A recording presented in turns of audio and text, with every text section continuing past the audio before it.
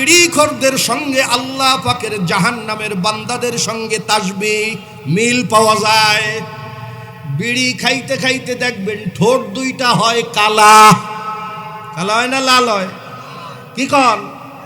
আল্লাহ পাক জাহান্নামে যাদেরকে পাঠাইবে, জাহান্নামের আগুনের মধ্যে জ্বলতে জ্বলতে কয়লার মতো কালো হইয়া যাবে। জাহান্নামীদেরকে শুরু করবে খানা আগুন দিয়ে। বিড়ি যারা খায় আগুন দিয়ে শুরু করে, করে না? করে না?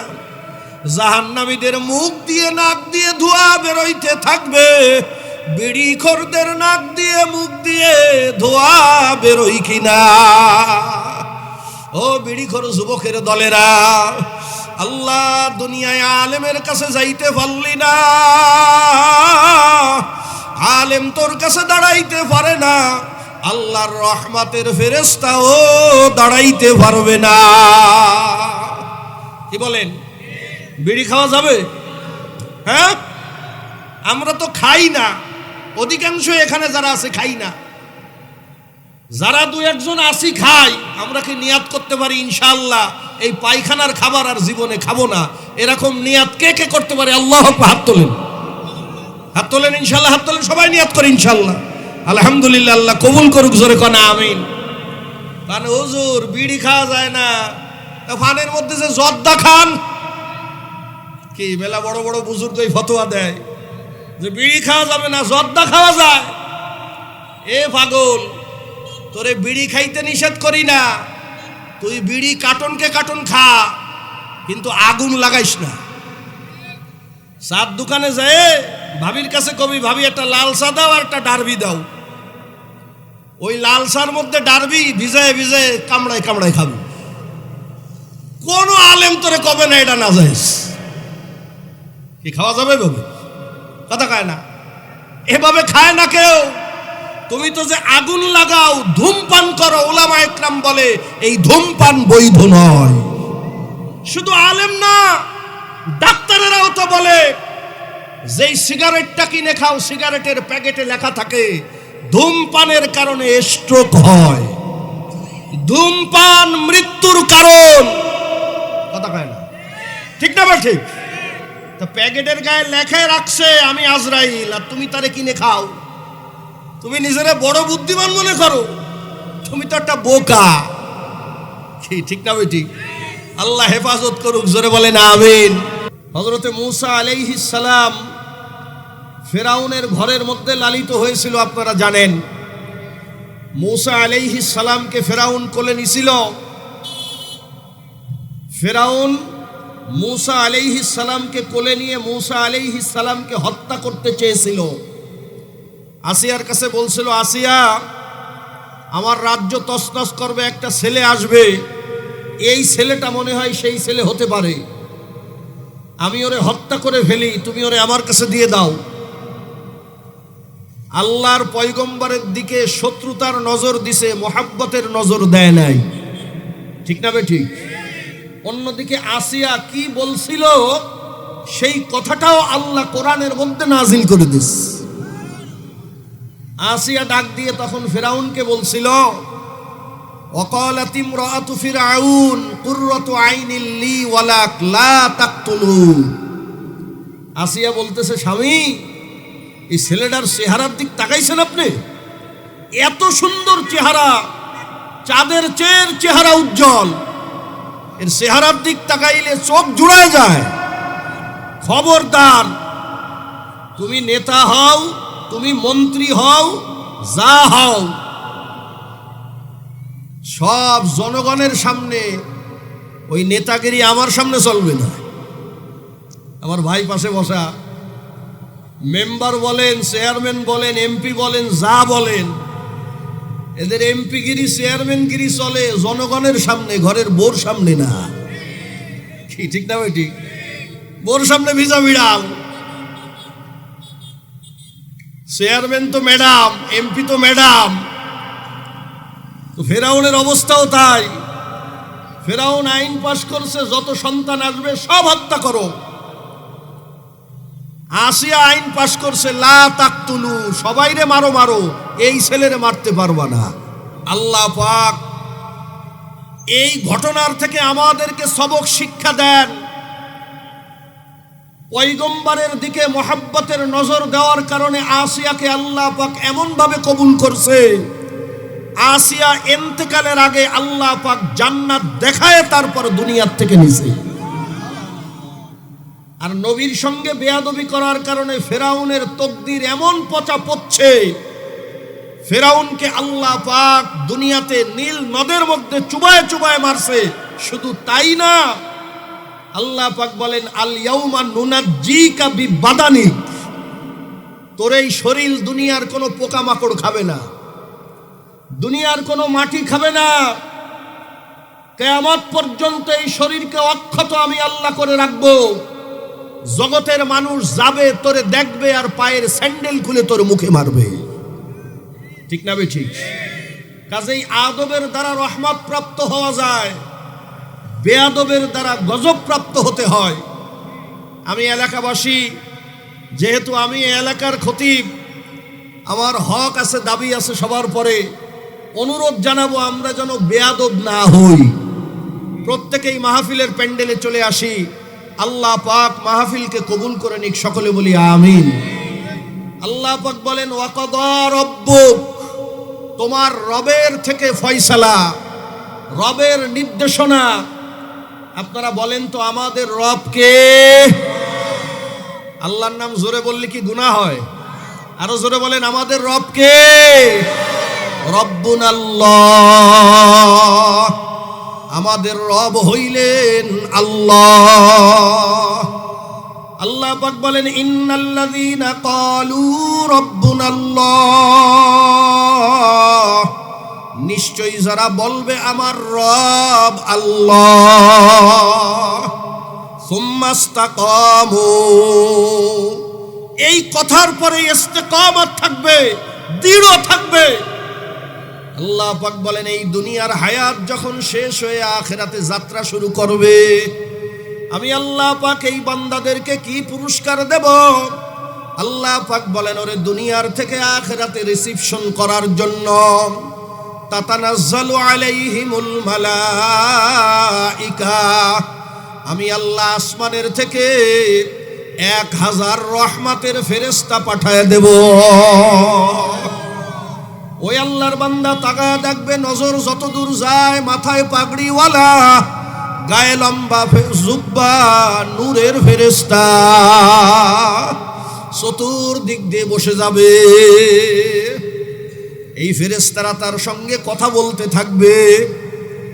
কত বুজুর্গদের ইন্তেকালের আগে দেখা গেছে আশেপাশের মানুষদেরকে সরায় দিছে, বলে সরে যাও, চলে যাও। বলে কেন? বলে মেহমান আসছে। এই মেহমান দুনিয়ার মেহমান নাই, মেহমান মাওলার ফেরেশতা। আল্লাহ পাক ডাক দিয়ে বলেন, এই ফেরেশতারা তাদেরকে ডাক দিয়ে বলবে, আল্লাহ তাখাফু, ও আল্লাহর বান্দা, তোমার কোনো ভয় নেই, কোনো ভয় নেই। আল্লাহু আকবার। তুমি দুনিয়ার থেকে আখিরাতে যাবা, আখিরাতের কথা সারা জীবন শুনছো, কোনোদিন দেখো নাই। কবর শুনছো, কবর কোনোদিন দেখো নাই। আল্লাহু আকবার। তুমি জাহান্নাম শুনছো, জাহান্নাম কোনোদিন দেখো নাই। কিয়ামত শুনছো, কোনোদিন তুমি দেখো নাই। না দেখে তুমি ঈমান আনছো। আমরা ঈমান আনছি না আনি নাই? আল্লাহু আকবার। কবরের আযাব সত্য, কবরের শান্তিও সত্য, কিয়ামতের ময়দান সত্য, মিজান সত্য, হাউস সত্য, ফুলসিরাত সত্য, সব ঈমান আনছি, দেখি নাই। ফেরেশতারা ডাক দিয়া বলবে, কোনো ভয় নাই, ওয়ালা তাহজানু, কোনো চিন্তাও নাই। দুনিয়ায় স্ত্রী রেখে যাও, স্ত্রীকে দেখবে কে? ছেলে মেয়ে রেখে যাইতেছো, দেখবে কে? আহারে কোনো চিন্তা নাই, তোমার কোনো ভয় নাই। আল্লাহ তাখাফু ওয়ালা তাহজানু ওয়া আবশিরু বিল জান্নাহ, বলবে কোনো ভয় নাই, কোনো চিন্তা নাই, তোমারে আমরা জান্নাতের শুভ সংবাদ দেওয়ার জন্য আসছি। ডাক দিয়ে বলবে, আল্লাহর বান্দা তুমি 5 ওয়াক্ত নামাজ পড়তা, নামাজের বিনিময়ে আল্লাহ তোমার জন্য জান্নাতের এই বালাখানা আল্লাহ তৈয়ার করছে। নামাজের পরে বসে বসে দেখবেন কত আল্লাহর বান্দা আঙ্গুলের কর্নারে আর বলে সুবহানাল্লাহ, বলে না বলে না? আল্লাহ বলে আলহামদুলিল্লাহ, আল্লাহু আকবার। কত আল্লাহর বান্দা ফজরের পর বসে মসজিদে জিকির করে, কত আল্লাহর বান্দা মাগরিবের পরে মসজিদে হালকায় জিকির করে, করে না করে না? মসজিদে নামাজ পড়িয়া কত মানুষ চলে যায়, কত আল্লাহর পাগল আল্লাহর কোরআন খুলে তেলাওয়াত করে, কত আল্লাহর বান্দা রাস্তা দিয়ে হাঁটে তসবিহটা নাড়ে আর আমার মাওলারে ডাকে, কত আল্লাহর বান্দা জমিনের মধ্যে হাঁটে জবানের দ্বারা দুরূদ পড়ে, আসে না নাই? ফেরেশতারা ডাক দিয়ে বলবে, ও আল্লাহর বান্দা জমিনের মধ্যে একবার সুবহানাল্লাহ বলছিলা, তাকায় দেখো আল্লাহ জান্নাতে এই গাছটা বানায় দিছে। জমিনের মধ্যে বসে তুমি 10 বার সূরা ইখলাস পাঠ করছিলা, এর বিনিময়ে তাকায় দেখো আল্লাহ জান্নাতে তোমার জন্য এই বালাখানা তৈয়ার করছে। জান্নাতের শুভ সংবাদ দেবে। আল্লাহর বান্দা ফেরেশতাদের দেখবে, জান্নাত শুভ সংবাদ শুনবে। আল্লাহ পাক ডাক দিয়ে বলবে, ফেরেশতারা খবরদার, আমার বান্দা দুনিয়াতে আমি আল্লাহকে ভুলে নাই, আমারে রব হিসাবে মানিয়া নিছে। আমার বান্দা যে জান্নাত কামাই করছে, ওই জান্নাত না দেখায় রুহু কবজ করবা না। জান্নাতের শুভ সংবাদ ফেরেশতারা দেবে, আর জান্নাতের দুয়ার আল্লাহ খুলে দেবে। এরপরে ফেরেশতারা বলবে, শোনো আমাদের পরিচয় নাও। নাহনু আউলিয়াউকুম ফিল হায়াতিদ দুনিয়া, আমরা তো দুনিয়াতে তোমার বন্ধু ছিলাম, তুমি আমাদের দেখো নাই, আমাদের দেখো নাই। ভাইরা আমার, এমন অনেক বিপদ অনেক সময় ঘটে। আল্লাহু আকবার, মোটরসাইকেল চালায় যাইতেছি, হঠাৎ করে একটা পোকা এসে লাগলো চোখের মাঝখানে, কপালের পরে লাগলো। অনেক সময় ইট এসে পাশে পড়লো, গায়ে পড়লো না। এরকম হয় না, হয় না? এই গতকালকে এই মাহফিল ছিল পানখালিতে, প্রধান বক্তা বয়ান করতেছে, আল্লাহ গাড়ি ছুটতেছে, তুমুল বেগে ছুটতেছে, গাড়ি এখন কন্ট্রোল, ব্রেক কন্ট্রোল নাই, ড্রাইভার দরজা খুলে লাফ দিয়ে পড়ে গেছে। বলে আমি বেরোবো কেমনে, আমি তো বেরোইতে পারতেছি না। হঠাৎ করে ডাক দিয়ে বললাম, মালিক তুমি আমারে বাঁচাও। বলার সাথে সাথে বলতেছে, দেখতে পেলাম মালিক যেন থাবা দিয়ে গাড়িটা বন্ধ করে দিচ্ছে। আল্লাহু আকবার। এই রকম বিভিন্ন সময় হয়। আসলে ওই ইটটা আপনার গায়ে পড়তেছিল, ওই পোকাটা আপনার চোখে ঢুকতেছিল। ফেরেশতারা ডাক দিয়ে বলে, নাহনু আউলিয়াউকুম ফিল হায়াতিদ দুনিয়া, দুনিয়াতে তোমার বন্ধু আমরা ছিলাম, তুমি দেখো নাই। ওই বিপদটা আল্লাহ সরায় দিছে এই ফেরেশতাদের দিয়ে, আমরা দেখি নাই। ফেরেশতারা ডাক দিয়ে বলবে, দুনিয়াতে তোমার বন্ধু ছিলাম, শুধু তাই না, ওয়াল আখিরা, আখিরাতেও আমরা তোমার বন্ধু। তোমারে জান্নাতে না দিয়ে আমরা তোমার কাছ থেকে যাব না। আবার শুরু করি যাই সেই জন্য।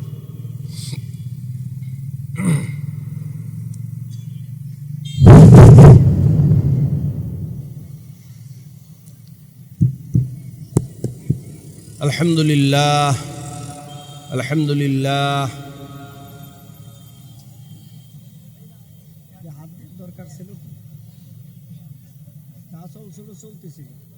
আলহামদুলিল্লাহ,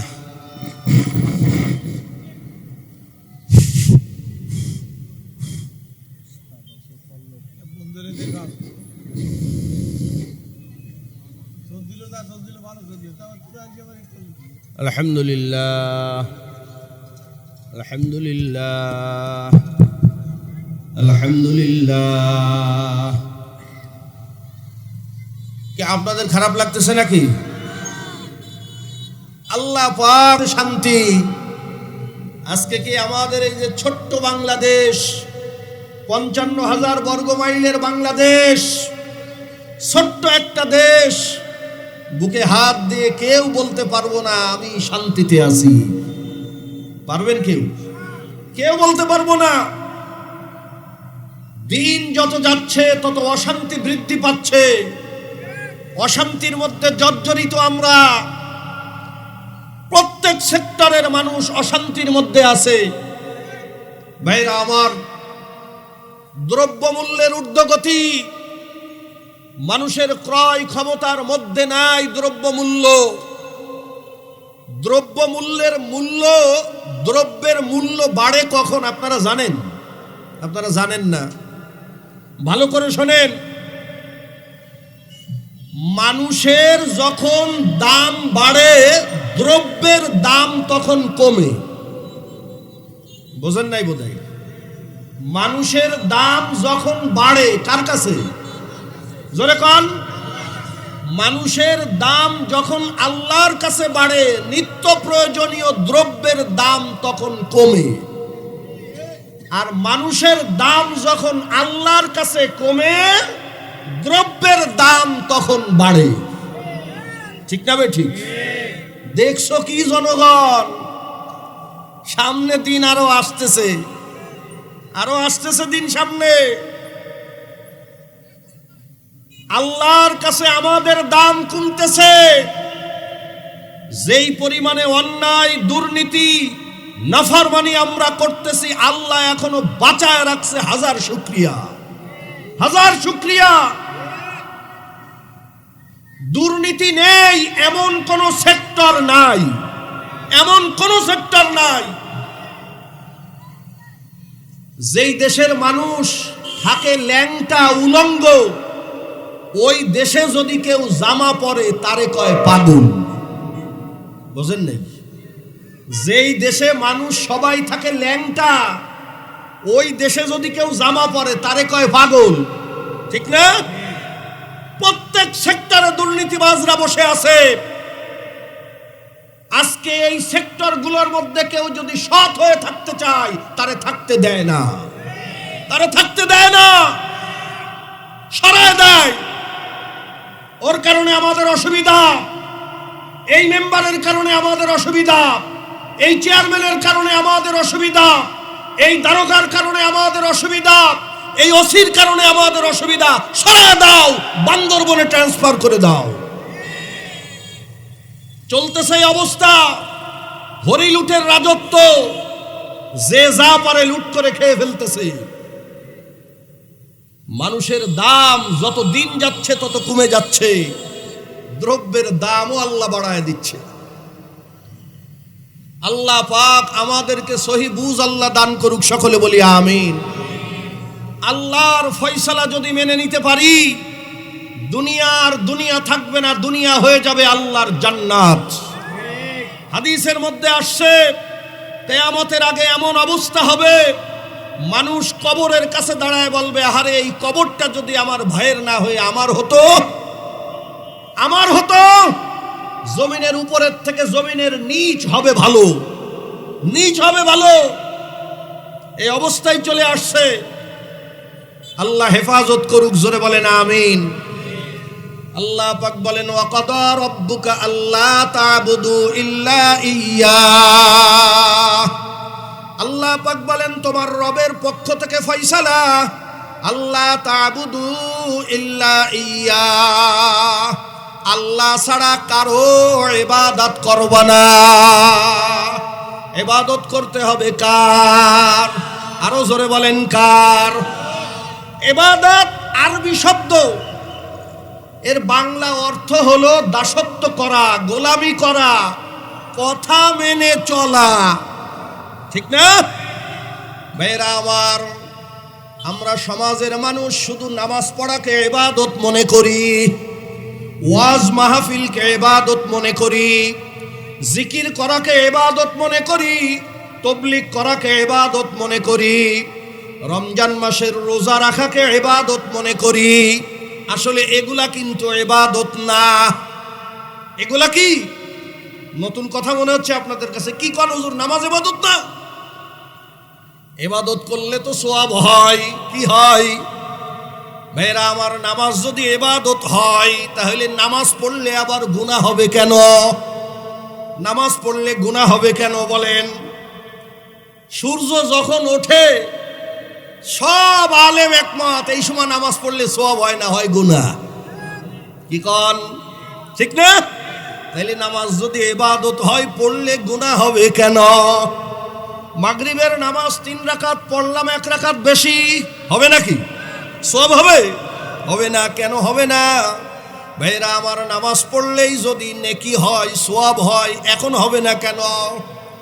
রোজা রাখলেই যদি সওয়াব হয়, ঈদের দিন রোজা রাখবো, কেন সওয়াব হবে না? সওয়াব হবে না, গুনাহ হবে? গুনাহ হবে। এই যে লক্ষ লক্ষ মানুষ হজে যায়, হজে যায় নামাজ পড়ে না, আপনি জানেন? এই যে হাজী সাহেব আছে, এই যে হাজী সাহেব অনেকে আছে, এর মধ্যেও আছে। আরো কোন দিন পড়ে না? একেবারে হজের দিন, আরাফার দিন। চিন্তা করা যায়? আরাফার দিন নামাজ পড়লো না। লক্ষ লক্ষ মানুষ আরাফার ময়দানে, একজনও আসরের নামাজ পড়ে না। কি ভাই ভুল বলিস নাকি? একজনও পড়ে না। তাহলে বোঝা যায় নামাজ পড়ার নাম ইবাদত না, রোজা রাখার নাম ইবাদত না। ইবাদত ভিন্ন জিনিস। ইবাদত কাকে বলে? ও শাসি বুনিয়ার মুসলমানেরা, মোহাম্মদ নগরের মুসলমানেরা, ইবাদত হইল আল্লাহর হুকুম মানার নাম। আল্লাহ হুকুম করছে এখন নামাজ পড়, পড়লে সওয়াব। আল্লাহ হুকুম করছে এখন নামাজ পড়বি না, ওই সময় নামাজ না পড়াই হইল সওয়াব। লক্ষ লক্ষ হাজিদারে বলে দিছে হজ করতে আসবা, আরাফার ময়দানে আসর পড়তে পারবা না। এই আসর পড়বা মুজদালিফায় গিয়ে, যদিও রাত 2টা বাজে, রাত 2টা বাজলে ওই 2টায় গিয়ে আসরের নামাজ পড়বা। বলেন তাহলে নামাজ পড়ার নাম ইবাদত না আল্লাহর হুকুম মানার নাম ইবাদত? রোজা রাখার নাম ইবাদত না আল্লাহর হুকুম মানার নাম ইবাদত? জিকির করার নাম ইবাদত না, ইবাদত হইল আল্লাহর হুকুম মানার নাম। ঠিক না বে ঠিক? আল্লাহু আকবার। এখন বলেন আল্লাহর হুকুম আমার জীবনের সব ক্ষেত্রে আছে না নাই? আহারে নামাজের মধ্যে যেমন হুকুম, আমার ব্যক্তিগত জীবনে আল্লাহর হুকুম, আমার পারিবারিক জীবনে আল্লাহর হুকুম, আমার সামাজিক জীবনে আল্লাহর হুকুম, আমার রাজনৈতিক ময়দানে আল্লাহর হুকুম, আল্লাহ আমার বিচার আচারে আল্লাহর হুকুম। সব জায়গায় আল্লাহর হুকুম মানার নাম ইবাদত। আল্লাহ বলতেছেন হুকুম মানবি শুধু আমার আর কারণ না। আল্লাহ কি বলে? হুকুম মানতে হবে কার? জোরে কোন? আল্লাহর হুকুম যদি আমি মানতে পারি, আমি হব আবেদ, আমি হব আল্লাহর গোলাম। ঠিক না? আর আল্লাহর হুকুম যদি না মানি তাহলে আল্লাহর গোলাম হইতে পারবো? পারবো না। একদিকে আছে আল্লাহর হুকুম, বিপরীতে আছে কার হুকুম? জোরে কোন?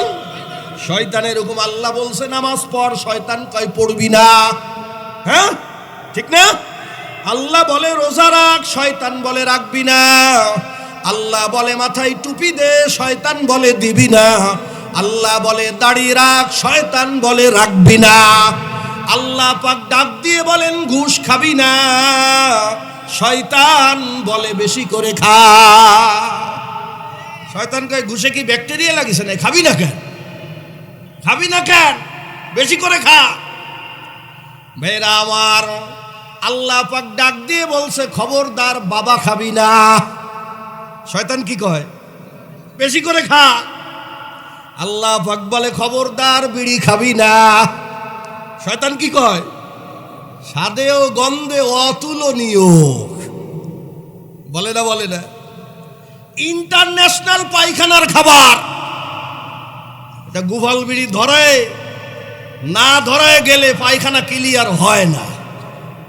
কি কন? এই বিড়িখোর সমাজে আছে না নাই? ভাইরা আমার, বিড়িখোর মোসাফা করলে হাতের মধ্যে লাগে দুর্গন্ধ। বিভিন্ন জায়গায় যাই, মোহাব্বতের মানুষ বলে হুজুর এক কাপ চা খেয়ে যান।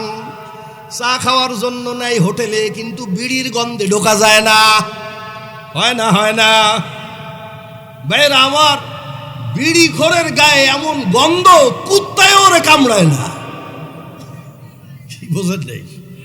কুত্তায়ও কামড়ায় না, কারণ বিড়ি খাইতে খাইতে ওর মধ্যে যে জার্ম প্রবেশ করিছে, কুত্তা চিন্তা করে ওরে কামড় দিলে ওই জাম ঢুকবে আমার শরীরে, কাজে ওরে কামড় দেওয়া যাবে না। মেয়েরা আমার, আমাদের সঙ্গে হাত মিলায় গেলে গন্ধে ঠিকই না। চিন্তা করি আল্লাহ, ঘরের বিটি থাকে কেমনে, ঘরের মহিলা থাকে কেমনে? তো না যাইতে পারে, যায় না। ঠিক হন? ঠিক না ভাই? ঠিক। কত ধরনের বিড়ি দোকানের মধ্যে পাওয়া যায়। দোকানে যায় বলে ডারবি, শেখ, কি আছে না? আল্লাহু আকবার। ও ডারবি খোর, ও শেখ খোর, ও বিড়ি খোর, বিড়ি খেয়ে আল্লাহর গোলাম হইতে পারবা না। আল্লাহ খাইতে নিষেধ করছে না করে না? আল্লাহু আকবার। ভাইরা আমার, বিড়িখোরদের সঙ্গে আল্লাহ পাকের জাহান্নামের বান্দাদের সঙ্গে তাসবিহ মিল পাওয়া যায়। বিড়ি খাইতে খাইতে দেখবেন ঠোঁট দুইটা হয় কালা।